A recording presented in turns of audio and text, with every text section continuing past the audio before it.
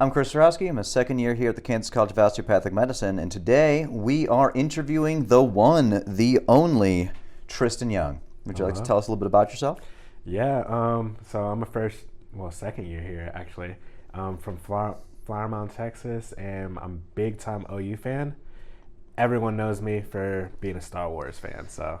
Dark side or light side? Dark side, that's why it's the red. Okay. Why? Because they were in the right the whole time. All right, that's a hot take, but Well, yeah, I think it's a very true take. the whole time? Yes. Okay. They never did anything wrong. No. They also have the best music too. Okay, I'll give you that much. I'll give you that much. Now, you didn't come to medical school to study Star Wars. Sadly. Unfortunately so. So what pushed you to go into medicine? What was what was that moment when you knew I need to go to medical school? Being Native American and going on the reservations and seeing how my people lived and seeing the diseases that they had and not being treated really just like lit a fire under me saying, hey, these are my people. If no one's going to be taking care of them, I want to be able to take care of that. And then that just really transformed into I want to treat all the less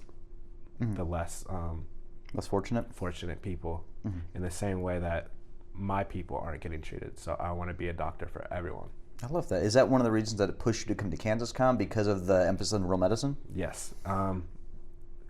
If you haven't been to a reservation, it is definition of rural. So it's nothing out there. We're in the middle of Arizona. There's nothing. So I really resonated with KansasCom and how everything they're doing is for the rural Kansas community. And I'm like, hey, if I want to do that for my people in Arizona, I should be able to start here and with the people that actually love and push that. I love that. So what kind of medicine do you want to do? Do you know that yet, or are you still trying to figure that out? I do want to do more of ortho, but even more than being specialized in surgery or anything, I want to just be a doctor that people can come to for anything and everything. I want to be a doctor that hears their patients, and if someone's crying, they got bad news, I want them to be able to say, Dr. Young got me. That's who I want to be. I love that. Now, why DO? Right? We have KansasCom. There's a bunch of other medical schools in the country. You know, did you choose DO over MD specifically, or was it just most closest to home? No, I didn't apply to any MD programs. I specifically did DO because I believe that a person is more than just the problems they have. All these problems, all these diseases are a systemic thing. There's social problems, there's community problems, and then on top of that, you might have the physical problems. And I think that as a DO, focusing on holistic medicine, treating the whole person, really fit into my religious beliefs as a Christian, and as well as just wanting to treat a person. I don't want to be that doctor that just gives medicine and hopes for the best. I want to be someone that can actually show change and be able to push them into a change. You don't just want to give the medicine that takes away the pain. You want to get rid of the problem that's causing the pain. Definitely. So that you can transition off the medicine. Yeah, it's a lifestyle change. So it sounds like you want to do a lot of rural medicine and work with, everybody where you might not have as many resources. Definitely. Are you a big fan of OMM for that reason, because it's kind of a tool set you bring everywhere? Well, being really interested in ortho and that being bones, muscles, and just everything that holds your body together, OMM's pretty awesome to me. Like, I know Dr. Bigham always talks about is physics, Stafford talks about physics. That's all it is to me. It's if I can fix someone's problems by putting my hands on them and doing muscle energy or HVLA, that is so much better than taking them into surgery or giving them medicines that they have to take for the rest of their life. Now, I love OMM. Mm-hmm. OMM is one of my favorite things. Oh, we know. Yeah, well, you know this. know. You're not wrong. There are people who love certain things in OMM. There are people that think certain things in OMM are black magic and voodoo. So my question to you is, what is something that you love? Like, what is a technique in OMM that is like your bread and butter, and what is something in OMM that you're like, I'm skeptical that even works? I'm a simple guy, so I really like the muscle energy. Oh yeah. It's like glorified stretching. Yeah. So it's really easy on the patient, and then it's easy for me to do, and I can actually like feel the muscle tightness, feel all the somatic dysfunction. Yeah. What I do not really like enjoy doing or even think works is the cranial stuff. I'm sure it does work, and I'm sure, but it's not one of the things that I enjoy doing. You telling me that as an ortho bro, the cranial rhythmic impulse isn't something you're going to spend hours palpating? Definitely not. No.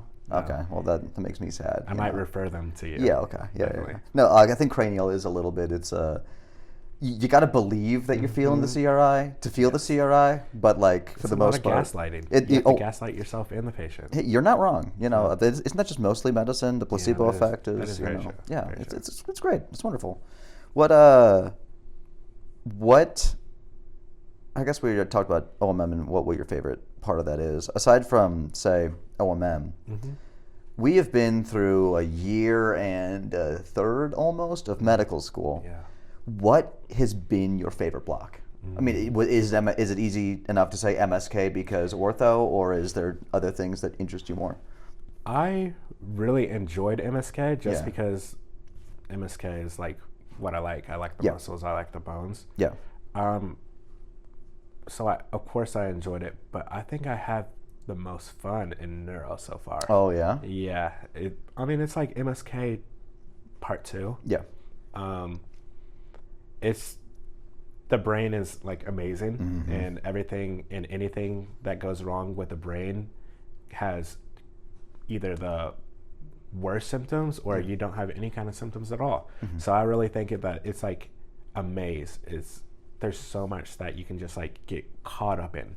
So I really enjoyed just being able to see like how amazing the brain actually is, because muscles are great, but I wouldn't say they're the organ that you need to survive. Like you can survive without muscle tone, you can survive without some bones, but the brain, no, you can't do anything without that. And I think you're right. Like it's an interesting puzzle for neuro, where the definitely. muscles, it's like, my bicep tore. You want to know what I can't use? My biceps. Yeah, definitely. The neuro's like, hey, the left half of their body is messed up, but also the right half of their body doesn't have pain. So what's going on? Signs. Yeah, and so it's an interesting puzzle. Definitely. But isn't that just what most medicine is? Yeah, that's why we're here. That's because learning. we love puzzles. It's a great time. We definitely do. What's been your favorite part of medical school outside of learning? Like, we joke that medical school is a great time sarcastically because it's hard, but like, what's been your favorite aspect of school? I think it's the community. Oh yeah. The people that I've ended up studying with or becoming friends with outside of class. Yeah. It's just, you're not expecting to go into medical school and find some people that are going to be at your wedding, or find some people that you just want to spend time with all the time. Yeah. And being able to go to class, even when it's the worst class ever, and then see those people, they make a joke or they're just there, it just makes everything better. So I think that's the best part of medical school, other than, MSK or something like that. That moment you're crashing out in class and you and someone lock eyes and just lose it. I get that. There's no better feeling. Yeah. I mean, I would say there is a better feeling, and it's called sleeping, but we don't get to do that in medical school. So we're past that part. Yeah, that's fair. We've understood for the next decade of our life we don't get to sleep. Sleep's for the weak. It's fine. It's fine. Now, what's been something that surprised you the most, whether good or bad, just something you didn't expect? I mean, community and making good, close friends is kind of an answer you gave, but outside of that, like, just almost blindsided by for medical school. Well, I came into medical school completely surprised that I was actually getting into medical school. Same. So, coming from the poorer side of like MCAT scores and like really struggling with like testing in general to being a second year here and not only getting A's and B's on tests, not failing any tests, like and actually succeeding in like everything. I'm like, wow, I never would have expected. Yeah. Now, did you find yourself having a lot of imposter syndrome even when you feel like you were succeeding, kind of looking at it and be like, well, that's just a fluke, you know? I think I still do. We took a test yesterday, and I think a lot of it was... we don't have to talk about that test. What's going on, but I think a lot of it is still imposter syndrome, even though I've seen evidence about I'm doing it, I can do it. So how do you personally get over that imposter syndrome? Like I said, you have the evidence, but when you still feel that, what is a way that you regulate your mental health or your feelings of imposter syndrome so you can continue to do well in school? I think that would have to be community. Whenever I'm feeling down and saying like, oh my goodness, I'm not going to pass this test, or I don't know how I've done so well on this test, this one is going to be different. Whenever I had friends and going over, like when we have our groups on Sundays before test, that's what really like eliminates all the imposter syndrome. I'm like, not only am I answering questions, but I'm asking questions, and it's the friends that say, oh, you're smart, you can do this, and it's just the community rather than me self-talking myself. Because a lot of times when we're studying, we like to study the things that we know, and so you don't know your blind spots. Definitely. So having those people that can point them out to you and know it better than you, exactly. Explain. Now, what I don't like about those Sunday sessions we have sometimes is when we do a lot of studying and then the exam comes around and nothing we studied was on the exam, and we're like, we went through all the slides, and we did all these questions and get bamboozled. Yes, definitely. Bamboozled is a correct and accurate word, but it's fine. It's fine. We'll just it's only one test. So it's one test. We're fine. Exactly. It narrows over. Hopefully. Hopefully, I never have to see that again. Well, I'll see you in the summer. What is the most challenging thing you've seen aside from the neuro final that we just saw? What's been your biggest struggle in medical school that you've had to come across and overcome? That has probably been either time management. I'm really bad at just managing when I need to be doing something or putting a schedule together, whether that's just for studying or any kind of SGA stuff. I'm a little bad about that. If it's not that, it's just there's times when you just get lonely in medical school. It's a hard time. Everyone's always so pressed and stressed, and it's a hard time because you're going through something. You might be having stuff outside of school. You might have stuff that's strictly on school, and you don't want to be a bother to other people because you never know. They might be going through that same thing. And that's the hard part, is sometimes you desperately just want someone to be there and acknowledge you. And it comes back to that imposter syndrome of you're here, but you don't feel like you're here. And even more is you're lonely. So it's just a very bad slippery slope. And I think, at least for me, I know a lot of times I tell myself, well, I chose this. I knew what I was getting into. And that's wrong. No one knows what they're getting into when they go to medical school. And so I think you bring up a good point where, you think because I chose this, because I got myself here, I have to get myself through it because I don't want to be a burden to other people. Disappoint someone. Yeah, disappoint your family, disappoint your friends, or if your friends are also going through it, you don't want to make their test scores go down because you needed help. But I know something I learned last year was something my doctor told me when I was sick is you're allowed to be a burden because you're a burden worth being carried. That's beautiful. Right? And so I think we all do a good job of trying to support each other as best we can, but we also need to be more cognizant of asking for help. Definitely. And trusting that people will tell us if they can't help us, right? Definitely. But what is one thing on that line of knowing that there are people who need help and people who aren't feeling great all the time and people who just sometimes feel like it's slipping through their fingers. What's something you wish you could tell everyone in the class and have them hear and believe? It's kind of cheesy, but cliches are cliches for a reason. Yeah, it really is. Nemo, just keep swimming. I always tell people that because it really sucks when you're going through it, but you don't get through it unless you keep on moving. And I'm a big anime guy. Yeah. There's this anime Attack on Titan, and he, the main character Eren, he always says like, just keep on fighting. So I'm always like, just keep moving. Yeah. Keep fighting.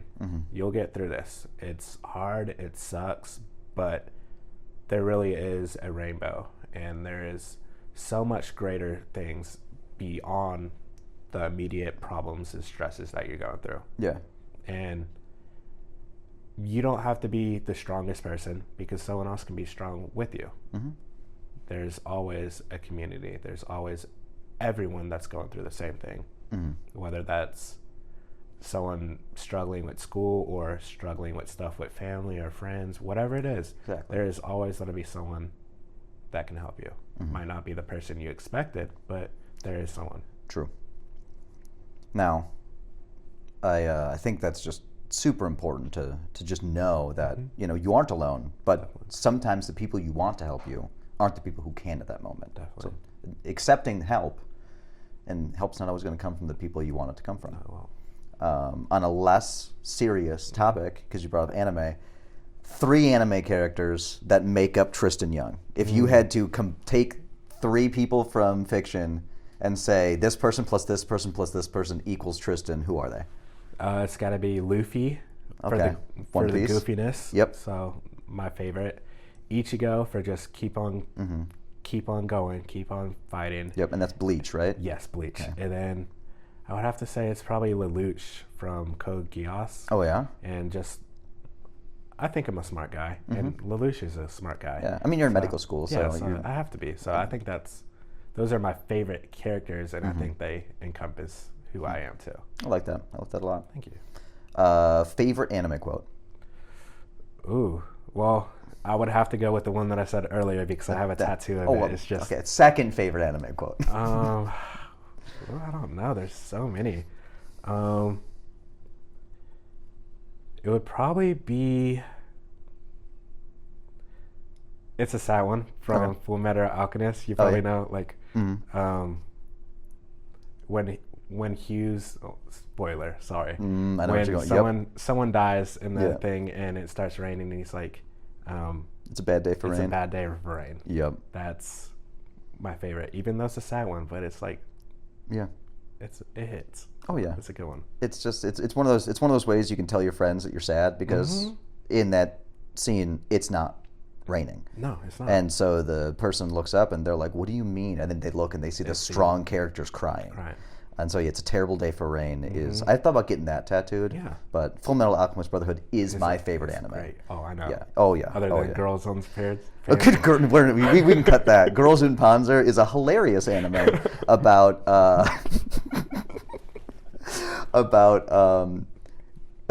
tank warfare being a high school sport. Hilarious anime. But yes, no. Fullmetal Alchemist, I think there's beauty in the idea that there's no, like, the whole monologue of there's no such thing as a painless lesson. Nothing can be gained without losing something first. But if you can endure that pain and keep going, you'll find you have a heart that can withstand any obstacle.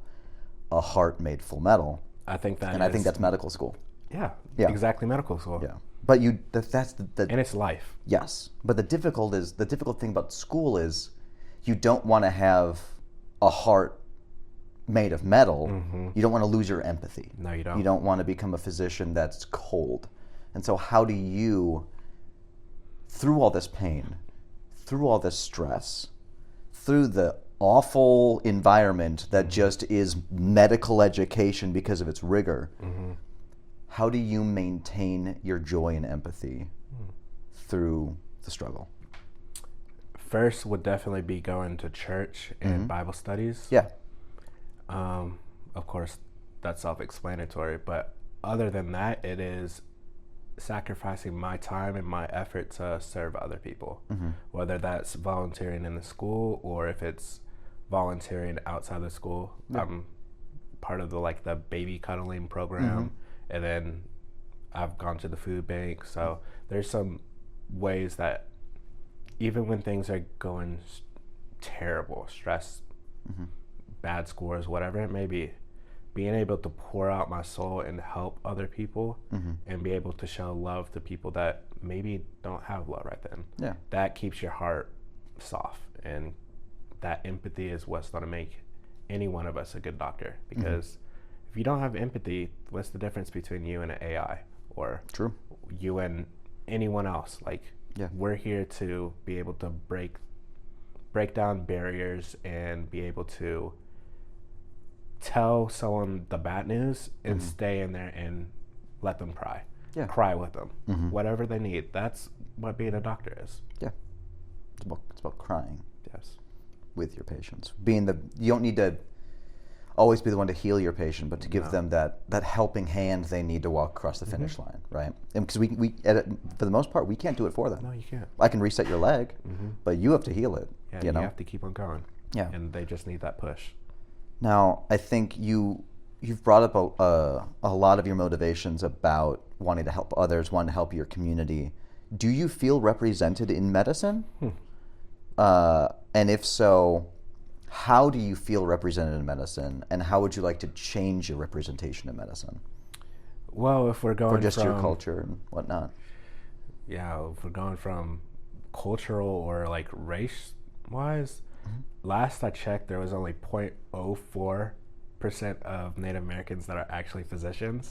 So, yeah, that we're not very represented at all. The way that I want to change that is I have this silly goal of becoming not only a doctor for our reservation, but I want to be the chief of our tribe. Yeah. Just to be able to show, hey, I did this. Any one of you guys can do this. If I can do this, we can change that 0.04 to 40%. We can change it to whatever we want. There's no limit. Yeah. So I think that a lot of my motivation goes for other people rather than I want to be a doctor.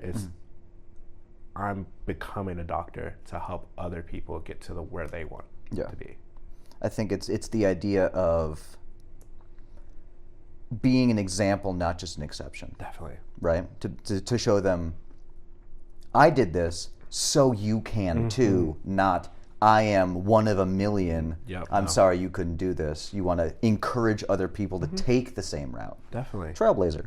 Definitely. Well, now, thank you. What is your what's your 10-year plan?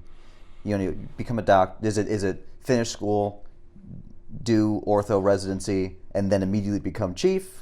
How show me your pathway of how you plan on achieving that goal of becoming both amazing doctor and chief. Yeah. Well, 10 years might be cutting it because I don't know if I'll be done with residency, but that's a 25-year plan. Oh, well, yeah. That's more like it.